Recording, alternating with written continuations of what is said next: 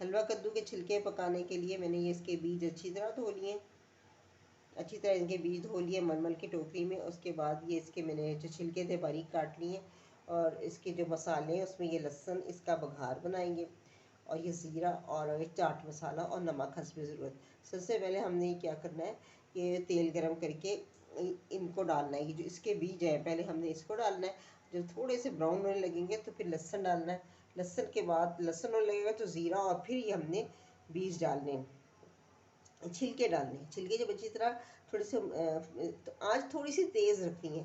ये ज़रा सा कलर इसका चेंज होगा तो हमने नमक और चाट मसाला डालना है। अगर आपको मिर्चें पसंद है तो मिर्चें डाल लें, नहीं तो चाट मसाला काफ़ी होता है। और एक नींबू ऊपर से निचोड़ लें। पहले इन बीजों को ड्राई रोस्ट कर लें ताकि जो ज़रा सा पानी है वो खुश्क हो जाए। उसके बाद इसमें हम ऑयल डालेंगे और इसको तलेंगे। ऑयल डालने से तड़कने लगते हैं, इसका ढक्कन लगा दें। उसके बाद इसमें ये जो लहसुन हमने रखा था ये डालेंगे।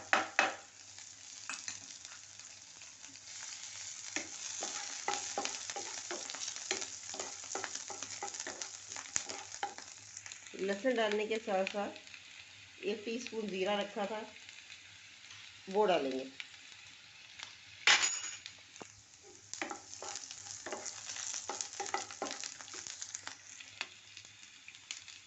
अब जो रखा हुआ था ये हमने सब्ज़ी काट के इसके छिलके काट के अब ये डालेंगे। थोड़ा सा डाल के चला लें ताकि नीचे से लहसुन और ये बीज बिल्कुल ना जल जाए। अब बाकी ये इसमें डाल के और तलना है।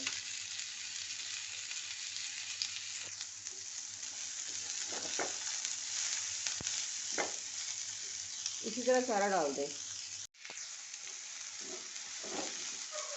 दरमियानी मीडियम आंच पे ना, दरमियानी आंच पे इस वक्त तलना। पहले थोड़ी सी आंच तेज़ की थी, जब फ्राई पैन गर्म हो गया था तो फिर मैंने इसकी आंच जो थी वो ज़रा हल्की कर दी, मीडियम आंच है।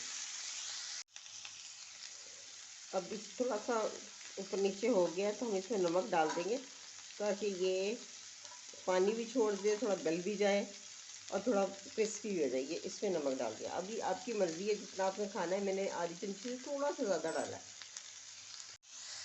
अब इधर हमारे पास 2 ऑप्शन है, या तो हम डाल दें इसमें चाट मसाला या मिर्चें डाल के और नींबू डाल दें। 1 नींबू काफ़ी होता है, खट्टा करना है बस। तो और टमाटर प्याज कुछ नहीं डालना, वरना ना सी ग्रेवी बन जाएगी। हमें इसको चाहिए क्रिस्प, बिल्कुल चिप्सों की तरह। ये मैंने इसको ना चाट मसाला डाल दिया, फिर फ्राई हो गए। अब बस इसको थोड़ा सा चलाना फिराना है और उसके बाद इसको उतारना।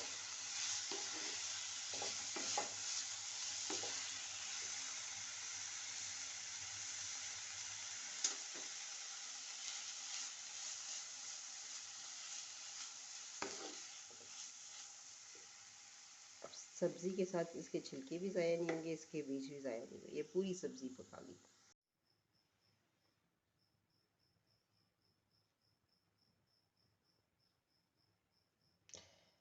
ये पूरा हांडी तैयार हो गया। अब ये चावल से भी खा सकते हैं, पराठे से भी खा सकते हैं, चम्मच से भी खा सकते हैं।